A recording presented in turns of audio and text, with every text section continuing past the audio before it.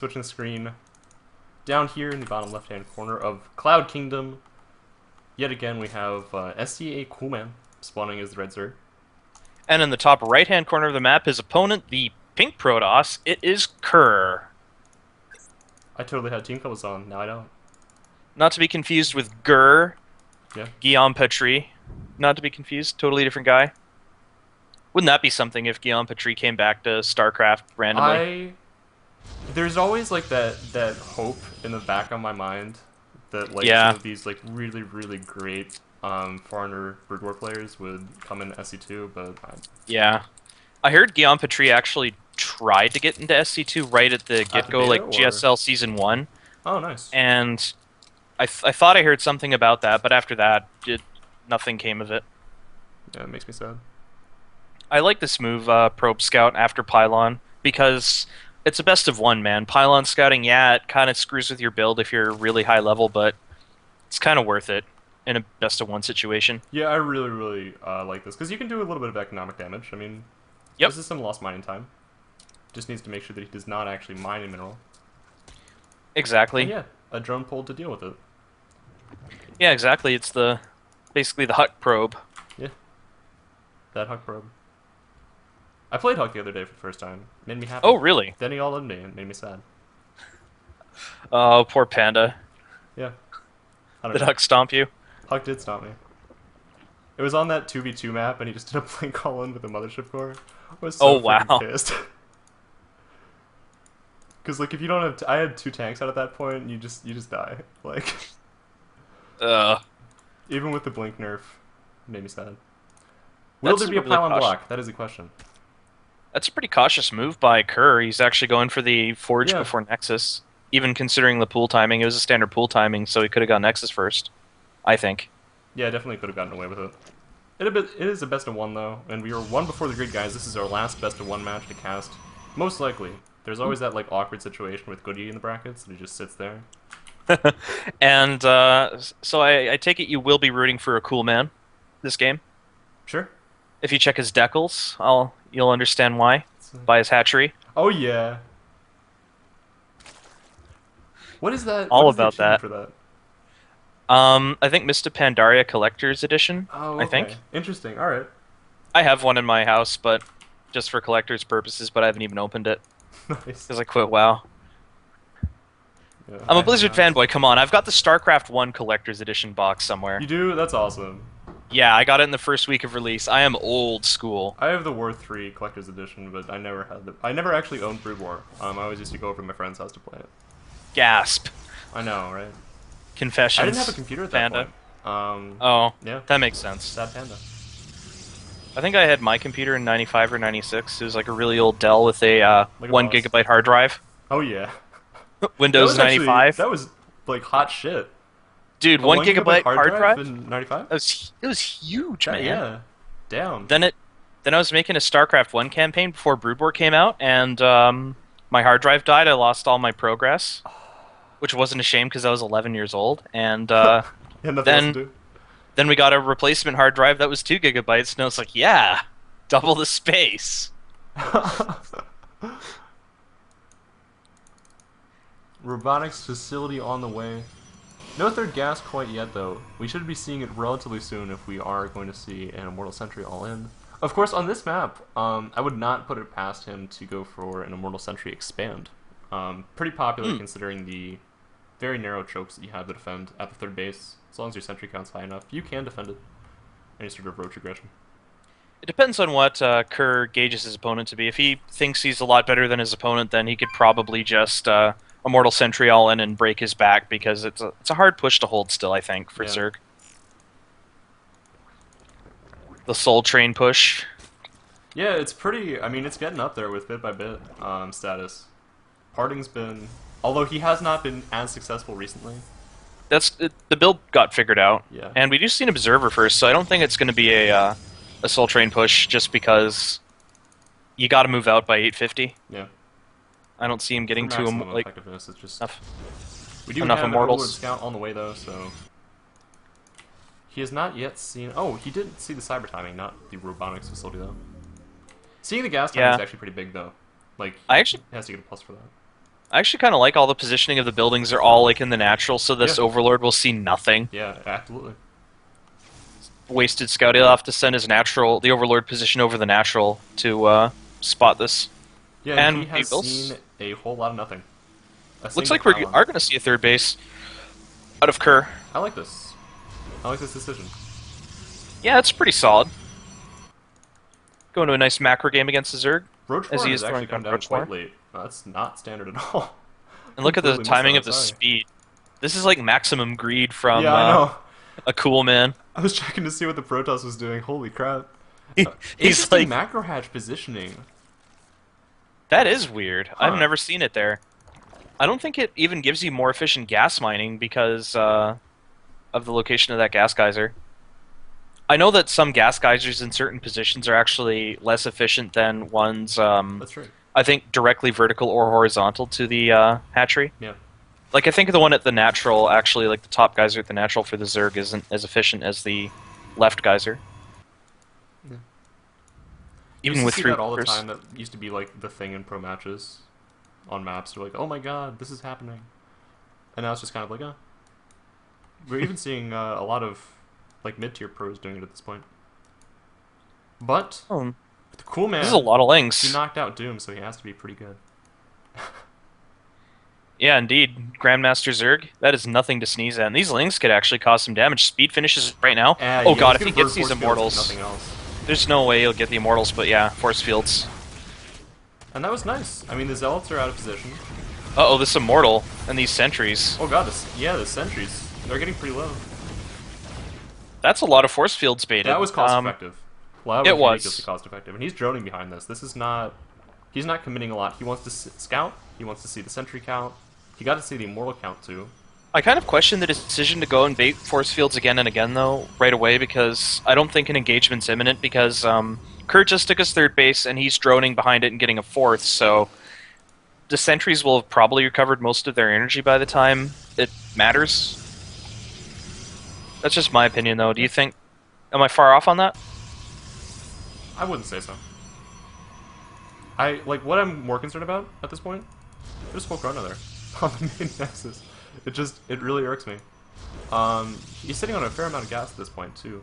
Although he is just getting his additional infrastructure up. I do like this positioning, I have to say.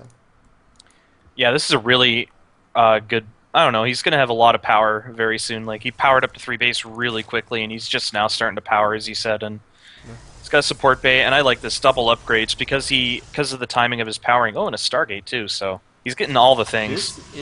We could be seeing a 3 base all-in out of him.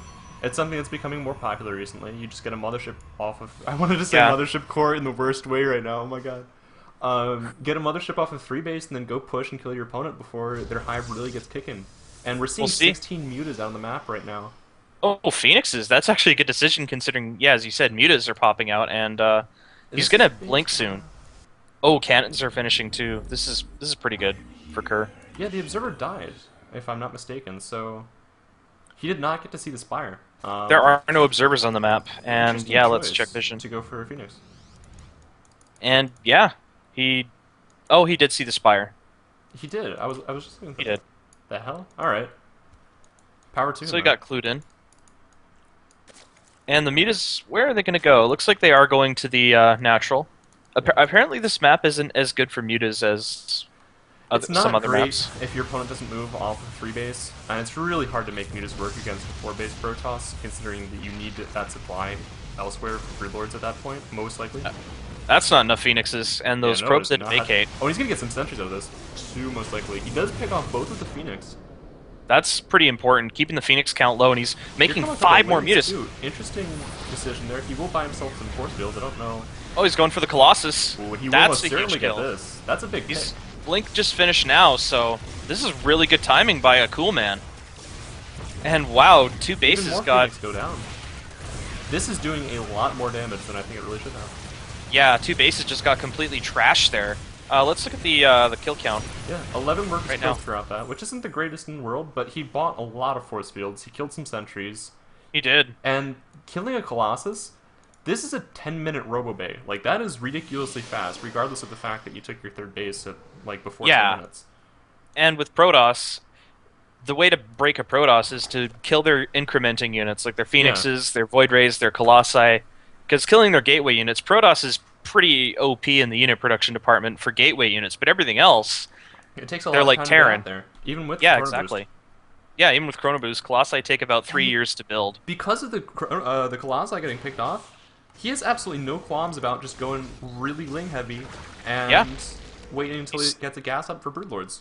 +2's on the way for Mutas, and they're still actually rustling this third base here, taking out Yeah. that pylon, which is always annoying. And with this, he's going to put the Lings in. Muta's going from the front. Oh, nice force fields. That was Yeah. perfect. Stalker count's still pretty good. He does have those 2 Phoenix alive as well. They will push back this, but that was a lot of force field spent. He is getting to the point though where sentries will become less and less valuable. But his opponent is still Ling heavy. He does not have his Colossi count up yet. He hasn't even continued to research them. Did he let Thermal Lance finish? 7 more Mutas on the way. Wow, he's going to have 31 Mutalisks with +2 in a while, and Thermal Lance is done. One of his gateways is actually a gateway and not a warp gate. Interesting. And if you notice, the right geyser at the third base of Kerr has 4 probes on. Okay, he just fixed it now, as I said it.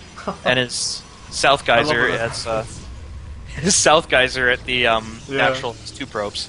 I got a glimpse of it like just as he had the one taken off. He's working on these rocks here to make it easier for the Lings to engage.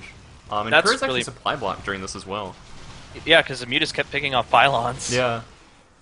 They're being very annoying. This is a style that we really don't see all that much anymore. I'm kind of surprised he doesn't mix a few Corruptors in with this. Just because of the Phoenixes. And here we go. Nice force fields again. And wow, this defense by Kerr is pretty ridiculous. He's getting to the point now where if he adds Colossi, his opponent's Hive just started. He's really good on the upgrade front considering. I mean, his 2/2's just now finishing. But yeah. His opponent has Mutas, and that's pretty much the entirety of his army. These Lings, they're 2/2, yeah, but they're kind of just for show at this point. They're containing his opponent and making him having to defend multiple points. I'd like to see Templar for some Storm, and the Mutas is going in yet again, doing more damage. Only 17 probes have been killed. You'd think more would have been killed by this many Mutas, but Kerr's looking to be in a good spot. I mean, he can, as long as he pushes across the map to end this before that Hive completes and that Greater Spire completes. Well, we got another push coming out here. That is a lot of Stalkers, though. Yeah. What's going to rise first, the Stalkers or the Mutalisks? Because both of those units can reach a almost unbeatable amount. Yeah, and I mean, that's like Kerr, a lot of Mutas. He's going for double upgrades throughout this. I mean, he almost has 3/3. He has 41 Mutalisks with +2 attack. I'm surprised he hasn't started armor. There's a Twilight Council down, yeah, but there's no Templar Archives, there's no Dark Shrine. He's spending all his gas, though. I really would have liked to see him throw a Templar Archives up a while ago. Yeah. His Archons, man. Archons are very good against Mutas. You can micro around them, but it's basically like Brood War. One Archon tags a Mutalisk flock and bam. Yeah. Greater Spire, I can understand that because he could easily transition into Broodlord because he is going for Zerg melee attacks, which affect Broodlords. Now we see a Fleet Beacon. I'd like to see him get the Pulse Crystals and a Mothership with this. It's hard to afford that and get a Mothership off of 3 base. He needs to get a 4th base up, but in order to get a 4th base up, he really needs a composition that can push out across the map and not die to a base race. I'm only Go ahead. Sorry. I was only suggesting the Fleet Beacon route because he doesn't have any Templar tech, so he can afford it. Because he can support 2 tier 3s off of 3 base. Mm-hmm. Yeah. He's getting those Colossi out now, and actually shields. This is something I've been seeing research more and more recently. Looks like he has halted Phoenix production, so I guess he is just getting it for the Mothership. He should be starting it very soon. I don't see one on any of the Nexi. And he has the money. Look, he's got almost as much money as Fort Knox Bank right now. Yeah.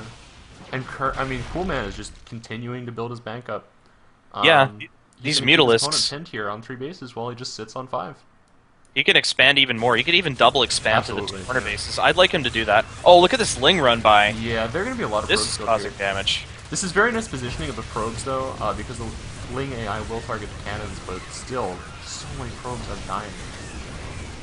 49 probes have been killed. Now the damage is racking up. Is he going to lose a Nexus? Almost. That was almost the entirety of his opponent's worker. The Mutas can snipe it, and look at all these Broodlords. We're going to have 7 Broodlords and a lot of Corruptors, as well as 33 Mutalisks. And the spine wall. Good upgrades. He's gradually been adding spines here and there and here and there. Yeah, this is like scary play coming from a cool man. Like, jeez. Kerr missed his timing. He definitely had. He was at a point where his Stalker count was good enough that he could have pushed across the map. It would have been difficult to defend against that counterattack that was inevitable at that point. I mean, Zerg doesn't have any other tricks in their bag. If you push across the map and you're just sitting on Ling Muta and you don't quite have that critical mass, you're dead unless you try and base race. Yup. But here, yeah, he's just sacrificing a little bit of supply, trying to get what he can for it. And yeah, more Broodlords. Boom. Exactly. Right now, it's actually helping a cool man every time Kerr kills a Mutalisk. Means another Broodlord. Please, here. And he's going to get Infestors out, because why not? He's got a surplus of gas at this point. Yeah. This is an interesting style. Like, we don't see it centered around Infestors. He never made that switch. He just went straight for the Brutes. Which is something that I really haven't seen in a while. Yeah. This is like old. This is like 2011 and style. This is the kind of ZvP that I really enjoy watching. So, thank you, cool man. Definitely not fun to play, and this is the most frustrating style to play against this as a Protoss. Yeah, it is. I've played against this before. Yeah. When I played Protoss in summer 2011, when Zerg did this to me, I got so mad.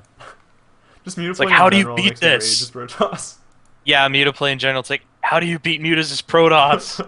How do you stop this? And we saw how well it was working for Coolman here. I mean, his opponent, he's taken a 4th base in 23 minutes. This is not... He didn't want to take a 4th base. He wanted to freaking kill his opponent. That's why he got the mothership, or that's why he got the fleet beacon out. That's why he got all this tech in place. The Stargate. He wanted to push out here and end the game. And right now, he just doesn't have the composition to do that. His Archon count is really low, considering that we're 24 minutes in the game. Slowly dwindling, but look at this. Look at the upgrades and look at everything for a cool man. It's just... Yeah. It's his game to lose. Shields. That'll help a little bit on the Archons, but it's not going to be game-changing. Yeah, there's... Basically, that cannon wall. Holy crap. The only chance Kerr has at all right now is to take a perfectly decisive engagement, obliterate a cool man's army, and then take out a base or two, and then he'll even the scales. That'll make him tie the game up. He needs to effectively use one vortex to kill his opponent's army, and then use the second vortex to kill his remax. I think that'll be hard. If he either gets knurled or if he uses both vortex on the first engagement, I don't think he can take it unless he just sits back and gets up.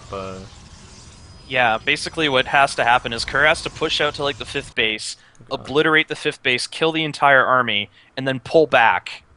And when I say obliterate, I mean obliterate, so the remax doesn't just kill him. Cost effective as all hell. Yeah. And we see these Mutas finally trading for what looks to be the final time. No, he is still getting out of there. Yep. This is going to be an infested supply instead of broods. Yeah, he's got enough Broodlords. 15 Broodlords, you don't need more than that. Nope. At that point, it becomes a risk factor because you don't have enough Infestor energy. Yeah, Infestor, I mean, they can be useful in so many different situations. Yeah, you can't have too many Infestors, but you can have too many Broodlords. That's true. Oh no, there's one Viking. Too bad all my supplies in Broods. Damn it. And we see that happen a lot, even at the really tip-top pro level. It's something that you really have to be active scouting your opponent. And Kerr is double expanding behind this, and this is not to the knowledge of Coolman. He has no idea about this 5th base. I'm surprised he doesn't, because he has Mutas. That he does, and that he was looking to scout. No. Nope. He's going for the probes. He's just banking. Oh, if only the Mutas banked I know, a he's little getting bit more. dangerously close to scouting it right now. This is kind of funny. The cannons are going up, but that's not going to last long against this. And the spine wall just keeps moving up. Burnham Wood hath come to Dunsinane, as they would say in Macbeth. What? That's basically what it is. Oh yeah, forest. I do not doubt you there. And here comes an engagement from Kerr. He does not have any high tempo in his army. Pure Archon Stark Colossi, and that mothership. Is it going to get Vortexed, or are we going to get... What are we going to get? Vortex does there's go the down. Neural. It's not the Oh no, it's greatest. Fungal. Not a Neural, my bad. The Broodlords were so spread out with a good concave. Yeah, that was a pretty nice engagement here for Coolman, and yeah, it was kind of a desperation move by Kerr. He's going to lose a lot of his stalkers with this too after that Vortex. Yeah, he didn't get a proper toilet off, and that was his only hope. Even if he kills the entire army of a Coolman right now, he won't have enough bank and enough forces left to defend against the Remax. Yeah, and he didn't have enough Archons in his composition, which, I mean, it's not his fault. He just didn't have the gas. That was another beautiful Vortex, but he's got 1 Archon. You need like 3 in there. Well, a lot and of the he's not Infestors even went in there, actually. Yeah, he's not even flushing that Archon toilet properly. He's making 5 Archons now, but it won't matter. Yeah. Yeah, see, there you go. That was just offensive. I feel like both of these engagements were kind of out of futility. It wasn't really one that he wanted to take. Of course, there's not really a point after you've been sitting on 3 base for so long that you want to take a late game fight against Zerg. I mean, Kerr's doing all the right things right now, but he's at such a big disadvantage that it doesn't really matter. Kerr's army is just getting chiseled away by these Broodlords. He does have that 4th base back there, but I just don't think... I mean, look at the Zerg bank at this point. He's been sitting on map for so long. He's a Bank of America right now. He's too big to fail. Oh, man. I actually have not heard many people talk about all of the Fannie Mae, Freddie Mac, Bank of America for quite a while. That's a lot of Broodlords still. That is a lot of Broodlords. 14 Broodlords.